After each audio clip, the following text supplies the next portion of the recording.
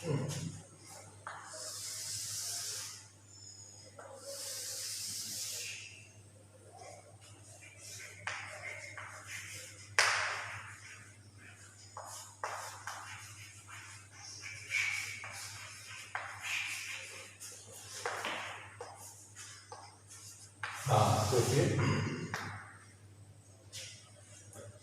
इसके पहले हमने भारतीय दंड संहिता में आपको परिचय, अपराध क्या है, अपराध की अवधारणा, अभियुक्तों का संरक्षण, अपराध के आवश्यक तत्व, दुराशय मेंसिलिया क्या है, दुराशय की आवश्यक तत्व, दुराशय का संवैधिक दायित्व, ये सारे चीज़ों की व्याख्या हमने आपको पिछले कक्षाओं में कर दिया है। आज हम अब शुरू करते हैं भारतीय दंड संहिता 1860 की धारा 1।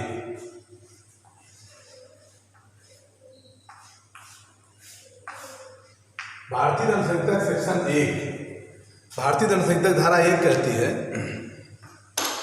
इस अधिनियम का नाम और टाइटल, इस अधिनियम का नाम भारतीय दंड संहिता 1860 होगा।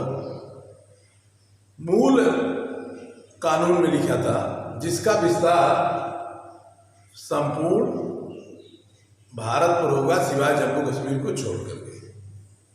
लेकिन आज की जो वर्तमान परिस्थितियां हैं, वर्तमान परिस्थितियों में ये कहा जाएगा कि यह भारतीय दंड संहिता, इस अधिनियम का नाम भारतीय दंड संहिता है जो संपूर्ण भारत पर लागू होगी। इस अधिनियम का नाम भारतीय दंड संहिता है जो संपूर्ण भारत पर होगी। अब 5 अगस्त 2019 को भारतीय संसद ने जम्मू कश्मीर राज्य को 2 भागों में बांट दिया और जम्मू कश्मीर और लद्दाख, और जम्मू कश्मीर को जो संविधान के अनुच्छेद 370 में जो विशेष राज्य के दर्जे का उपबंध था और 35A में, उन दोनों अनुच्छेदों को भारतीय संसद संशोधन करके खत्म कर दिया। अब आप कैसे देखेंगे, संविधान में जहाँ तक देखेंगे तो संविधान में अनुच्छेद 368 लिखा गया है कि संसद विधि बनाकर संशोधन करके कोई भी किसी नए राज्य की स्थापना कर सकती है, निर्माण कर सकती है, नए राज्यों की सीमाओं में परिवर्तन कर सकती है। भारतीय संविधान के अनुच्छेद 3 बताया गया है। अब उसी के हवाला देखते हुए, उसी को ध्यान में रखते हुए भारतीय संसद ने जम्मू कश्मीर राज्य जो विवादित क्षेत्र था, जो विवादित था, उसके अस्तित्व को खत्म कर दिया। अब जम्मू कश्मीर और लद्दाख ये दोनों संघ शासित प्रदेश हो गए। पहले था कि कोई कानून बनता था तो जम्मू कश्मीर की विधानसभा से अनुमोदन प्राप्त होता था। जम्मू कश्मीर अर्थात जम्मू कश्मीर की सरकार थी, राज्य की विधानमंडल थी, विधान प्रदेश की जो सरकार थी जम्मू कश्मीर की, वह सरकार यदि सहमत होती थी तो भारतीय संसद का बनाया हुआ कोई कानून जम्मू कश्मीर में लागू होता था। अगर वो सहमत नहीं होती थी, लागू नहीं होता था। अर्थात क्यों ऐसा क्या उपबंध था? यह था भारतीय संविधान का अनुच्छेद 370 में विशेष राज्य का दर्जा देकर के यह उपबंध बताया गया था कि कोई भी वहाँ का जो एक प्रकार से आप मान लीजिए जम्मू कश्मीर भारत का अभिन्न भाग था, लेकिन कुछ मामलों में, कानून के मामले में, अन्य मामलों में और व्यवस्था के मामले में कुछ चीज़ें जो है केंद्र सरकार देखती है। सुरक्षा का मामला है और सब मामले थे केंद्र सरकार देखती थी। जहाँ तक आंतरिक मामले थे जम्मू कश्मीर अपने ढंग देखता था। तो जम्मू कश्मीर का अस्तित्व खत्म हो गया। जम्मू कश्मीर और लद्दाख 2 जो है संघ शासित प्रदेश बन गए। कब से? 5 अक्टूबर 2019 से भारतीय संसद ने इसको पारित कर दिया। अब तब से भारतीय दंड संहिता, इसके पहले क्या था? इसके पहले जम्मू कश्मीर में भारतीय दंड संहिता लागू नहीं थी। तब क्या लागू था? वहाँ का कानून था आपराधिक विधि का, रणवीर दंड संहिता के नाम जाना जाता था। रणवीर दंड संहिता भारतीय दंड संहिता का ही रूप था, लेकिन उसका नाम रणवीर दंड संहिता था। वहाँ के लोगों के लिए, जम्मू के लोगों के लिए ही लागू था। और ये भारतीय दंड संहिता 1860 की जो लॉर्ड मैकाले द्वारा बनाई गई थी। आप जैसा कि जानते हैं कि लॉर्ड मैकाले 1833 से प्रथम विधायकों के गठन के बाद 1834 से कार्य करना शुरू किए। 1856 तक बन तैयार हुई। 1860 में 6 अक्टूबर 1860 को भारतीय दंड संहिता बन के तैयार हो गई थी। 6 अक्टूबर 1860 को इसका नाम है भारतीय दंड संहिता 1860 एक्ट संख्या 45 और भारत में लागू की गई थी 1 जनवरी 1962 को। भारतीय दंड संहिता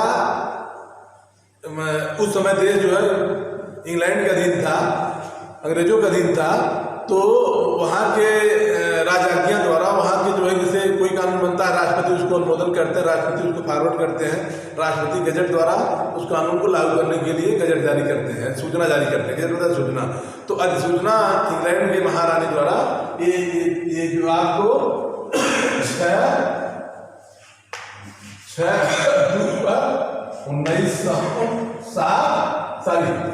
अक्टूबर 1860 और 1 जनवरी 1862। अब आप दोनों चीजें नहीं बोलेंगे। 6 अक्टूबर 1860 बनी थी, 1 जनवरी 1862 लागू की गई थी। लॉर्ड मैकाले इसको बनाए थे। लॉर्ड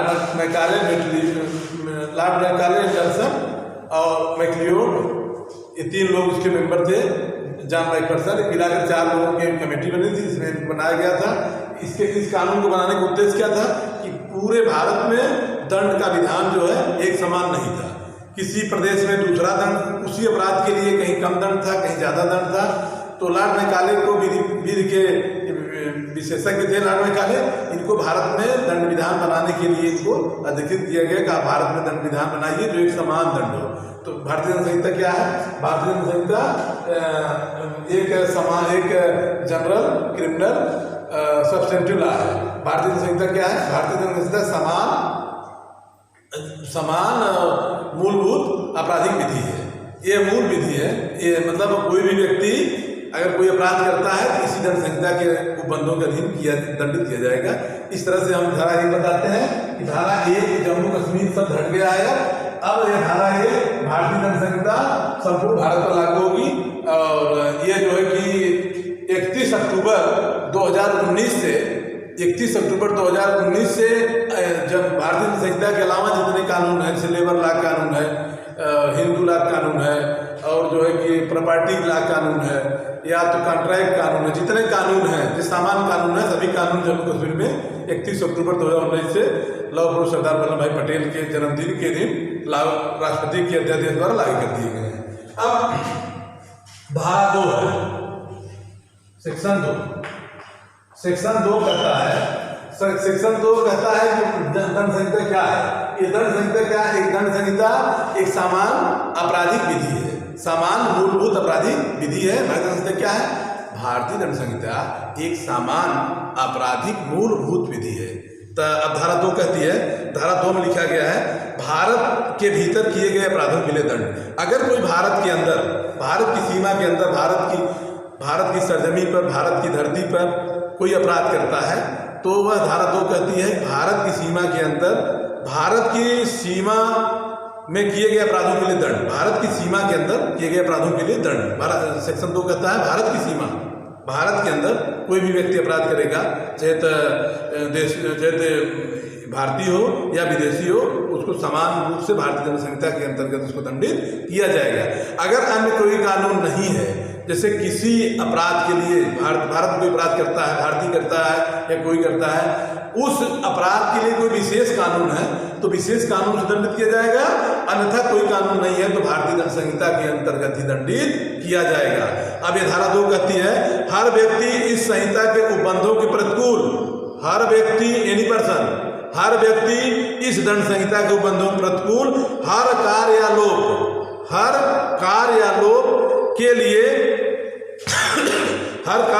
के लिए जिसका वह भारत के भीतर दोषी होगा, इसी दंड संहिता के अंतर्गत दोषी होगा, अन्यथा नहीं।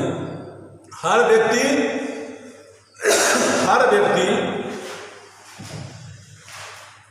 इस दंड संहिता के उपबंधों के प्रतिकूल, कोई भी व्यक्ति भारतीय दंड संहिता में जो उपबंध बताए गए हैं, जो अपराध बताए गए हैं, तो कितने अपराध भारतीय दंड संहिता में है? 511 धाराओं भारतीय दंड संहिता के अपराध बताए गए हैं। उन धाराओं के बीच में कोई अपराध करता है तो वह व्यक्ति जो भारतीय विदेशी हो, दोनों को भारतीय दंड संहिता के अंतर्गत दोषी ठहराया जाएगा। यह धारा 2 क्या कहती है? धारा 2 जुरिडिक्शन की बात करती है, अधिकारिता की बात करती है। अधिकारिता क्या है? इसका जुरिडिक्शन क्या है कि भारत के भीतर कोई भी व्यक्ति चाहे भारतीय हो या विदेशी हो, अगर भारतीय सरजमी पर, भारत की धरती पर कोई अपराध करता है तो भारतीय दंड संहिता के अंतर उसको दोषी माना जाएगा। अच्छा, अब देखिए इसके 2 क्षेत्राधिकार है। भारतीय धारा 2 के 2 क्षेत्राधिकार है। प्रादेशिक क्षेत्राधिकार, धारा 2 में 2 क्षेत्राधिकार है। प्रादेशिक क्षेत्राधिकार,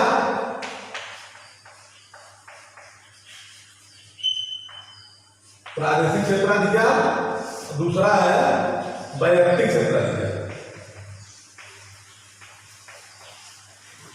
वैयक्तिक क्षेत्राधिकार,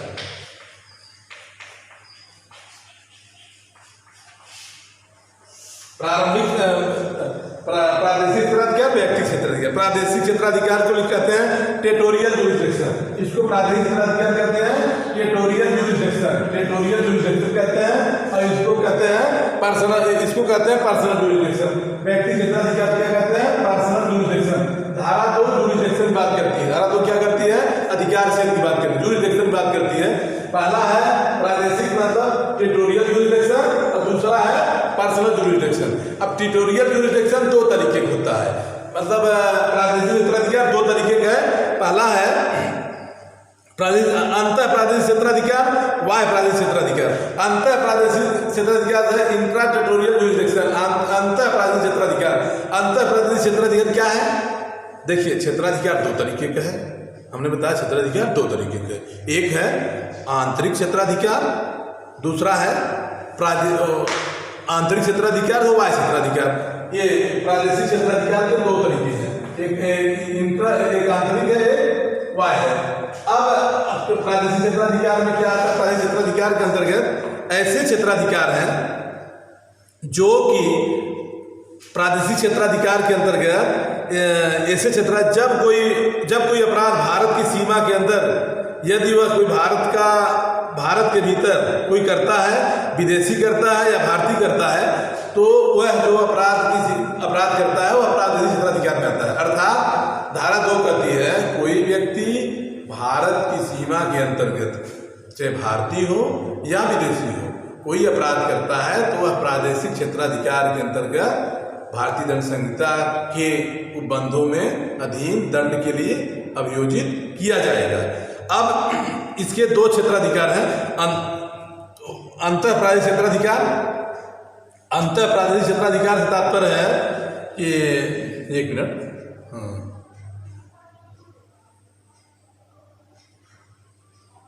हाँ, प्रादेशिक क्षेत्राधिकार कोई बात करता है। अंतः प्रादेशिक क्षेत्राधिकार से तात्पर्य है कि कोई व्यक्ति यदि भारत की सीमा के बाहर किसी भी स्थिति में भारत की सीमा के बाहर किसी भारतीय द्वारा किया गया अपराध, वह क्या कहा जाता है? वाह्य प्रादेशिक क्षेत्राधिकार के अंतर्गत आता है। भारत की सीमा के बाहर किया गया अपराध वाह्य प्रादेशिक क्षेत्राधिकार के अंतर्गत आता है। आंतरिक प्रादेशिक क्षेत्राधिकार के अंतर्गत भारत के अंदर, अर्थात भारत के अंदर कोई अपराध करेगा तो वह क्या किया जाएगा? वह आंतरिक प्रादेशिक क्षेत्राधिकार के अंतर्गत आएगा। और यदि वह भारत के बाहर भारत के नागरिक द्वारा किया जाता है, भारत के बाहर भारत के नागरिक द्वारा किया जाता है तो वाह्य प्रादेशिक क्षेत्राधिकार होगा। अर्थात अंतः प्रादेशिक क्षेत्राधिकार में इंट्रा टेरिटोरियल जुरिसडिक्शन के अंतर्गत मतलब आएगा भारतीय और विदेशी। कोई भी भारत की सरजमी पर, भारत की धरती पर कोई अपराध करता है तो वह आंतरिक प्रादेशिक क्षेत्राधिकार के अंतर्गत, इंट्रा टेरिटोरियल जुरिसडिक्शन के अंतर्गत दंडित किया जाएगा। वाह्य प्रादेशिक क्षेत्राधिकार के अंतर्गत भारत के बाहर किसी भारतीय द्वारा, विदेशी नहीं, आंतरिक में विदेशी है, विदेशी भारतीय दोनों है। वाह्य में क्या है? भारत के बाहर किसी भारतीय द्वारा कोई अपराध किया जाता है तो वहां पर वह जो है वहां से पकड़ा जाएगा और प्रत्यर्पण संधि द्वारा भारत में लाया जाएगा, उसको संहिता के अंतर्गत उसको दोषी माना जाएगा। अर्थात भारत के बाहर भी अपराध करता है तब भी भारत का नागरिक है तो भारतीय कानून के अंतर्गत उसको दोषी ठहराया जाएगा। यहाँ तक क्लियर आपका हो गया।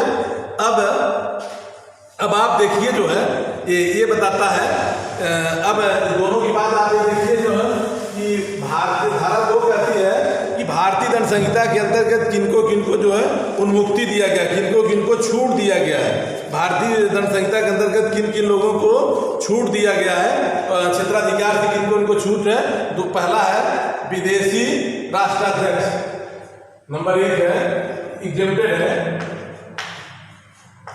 विदेशी राष्ट्राध्यक्ष।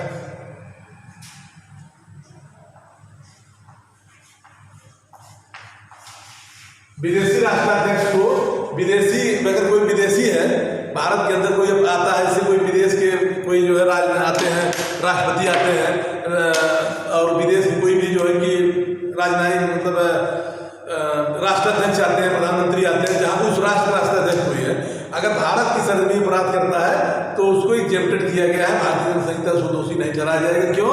वो संप्रभु है, वो सॉवरेंटी है, सॉवरेंटी किसी का अधीन नहीं होती, संप्रभुता किसी का अधीन नहीं होती। एक राष्ट्र की संप्रभुता दूसरे राष्ट्र के अधीन नहीं हो सकती है, भले छोटा हो, छोटा राज्य हो। भारत बहुत बड़ा राज्य है, नेपाल बहुत छोटा राज्य है, लेकिन उसकी भी संप्रभुता है। वहाँ का भले भारत बहुत बड़ा राज्य है लेकिन ये भी संप्रभु है, वो भी संप्रभु है, अर्थात संप्रभुता के अधीन जो है वो क्या किया जाएगा, वह उसको एग्जेम्प्टेड किया गया, छूट दिया गया है। दूसरा है राजदूत, दूसरा है राज्य के उच्च अधिकारी, दूसरा होता है राज्य के उच्चाधिकारी। राज्य के उच्चाधिकारी मतलब है, राज्य के उच्चाधिकारी मतलब है कि भारत में राज्य के उच्चाधिकारियों को ऊपर आपराधिक विधि लागू नहीं होती है। इसको कहते हैं high dignity person of the state, high dignity person of state. राज्य के उच्चाधिकारी है, यह जो है इनके ऊपर आपराधिक विधि लागू नहीं होती है। यह जैसे कि भारतीय संविधान का अनुच्छेद 361 में राष्ट्रपति को ये अधिकार दिया गया है कि उसके ऊपर जब तक राष्ट्रपति पद पर है उनके ऊपर आपराधिक मुकदमा नहीं लागू किया जाएगा। राज्यों में राज्यपाल के ऊपर जब तक अपने पद पर है उनके ऊपर आपराधिक विधि के तहत मुकदमा दर्ज नहीं किया जाएगा। अर्थात ये दोनों लोग एग्जेम्प्टेड हैं, दोनों लोग बरी किए गए, दोनों लोग उन्मुक्ति है, दोनों को छूट दिया गया क्षेत्राधिकार से कि इनके ऊपर मुकदमा लागू नहीं किया। इसके पीछे क्या कारण है? इसके पीछे ये कारण देखा जाता है कि एक इंग्लैंड में एक सूत्र है, king can do no wrong, राजा कोई गलती नहीं करता है। ये राजमुकुट जब तक धारण किए हैं तब तक ये गलती नहीं करेंगे माना जाता है, इसलिए इनको एग्जेम्प्टेड किया गया। अर्थात ये मतलब राष्ट्रपति को, राज्यपाल को आपराधिक विधि से एग्जेम्प्टेड किया गया है। अगला है राजदूत और राजनयिक अभिकर्ता। राजदूत और राजनयिक अभिकर्ता, राजनयिक अभिकर्ता। राजदूत और राजनयिक अभिकर्ता तात्पर्य है कि विदेश का जो दूतावास, विदेश का कोई मतलब कोई राजदूत है, जो अमेरिका का है, जापान का है, भारत का है, अमेरिका का, जापान का, इटली का, पाकिस्तान का है, चाइना का, जितने देश हैं दुनिया के जितने देश हैं, हर देश में दूतावास बनी है। वो क्या करते हैं, एम्बेसडर जो कहते हैं दूतावास, तो क्या करते हैं कि एक दूसरे देश की सूचनाओं को, दूसरे देश की मतलब आवश्यकताओं को आदान प्रदान करते हैं। तो वह जो है कि एक प्रकार से वो भी माना जाएगा कि अगर राजदूत है वह विदेश का जो है कि प्रतिनिधित्व करता है, विदेश संप्रभुता का, तो वह अगर संप्रभुता, इसका मतलब है कि वहाँ उनका प्रतिनिधि है तो उनका आदि माना जाएगा। जैसे राजा का प्रतिनिधि है तो वह अगर कोई लेकर जाता है कोई सूचना तो राजा की सूचना मानी जाएगी, इसलिए वो भी संप्रभुता मानी जाएगी। तब संप्रभुता होने के नाते ये राजदूत और राजनयिक अभिकर्ता को भारतीय दंड संहिता से छूट दिया गया है। अगला है विदेशी शत्रु।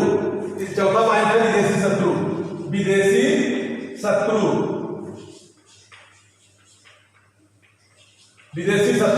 विदेशी शत्रु तात्पर्य है कि कोई भी युद्ध के दौरान यदि विदेशी शत्रु युद्ध के दौरान यदि विदेशी शत्रु पकड़ा जाता है तो उसको अपराधी विधि का मुकदमा नहीं चलेगा, उसको कोर्ट मार्शल होगा, मार्शल लॉ का कानून लागू होगा, अपराधी विधि का कानून लागू नहीं होगा। ठीक, युद्ध के दौरान युद्ध करता है तब। लेकिन अगर युद्ध नहीं है, कोई वैसे आकर कोई अपराध करता है तो अपराधी विधि लागू होगा। युद्ध के दौरान का मामला है, जब वार हो रहा हो तब। चौथा है विदेशी सेना। विदेशी सेना, विदेशी सेना सारे नागरिक जो है विदेशी सेना क्या करती है? विदेशी सेना यदि किसी विदेशी राज्य की सेना भारत की धरती पर भारत सरकार की सहमति से, यदि किसी विदेशी राज्य की सेना भारत की धरती पर भारत सरकार की सहमति से यदि यहाँ है, तब उसके ऊपर अपराधी विधि का मुकदमा लागू नहीं होगा। ठीक, उसके ऊपर अपराधी विधि से एग्जेम्प्टेड किया गया है। कब? जब भारत सरकार उसको बुलाई है किसी विशेष अवसर के विशेष काम के लिए, उसके ऊपर अपराधी मुकदमा लागू नहीं होगा। और छठा है युद्धपोत। छठा है युद्धपोत। युद्धपोत भी अपराधी विधि के अंतर्गत